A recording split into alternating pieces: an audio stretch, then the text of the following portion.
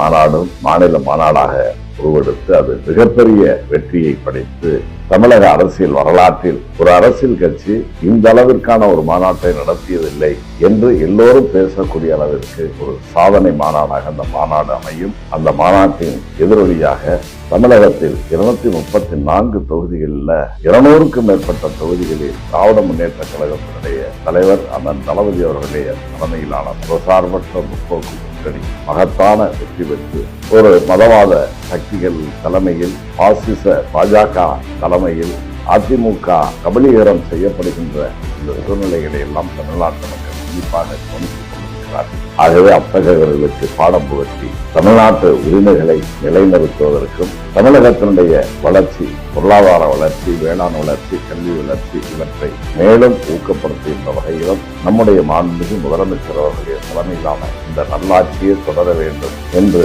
மக்கள் விரும்புகிறார்கள்.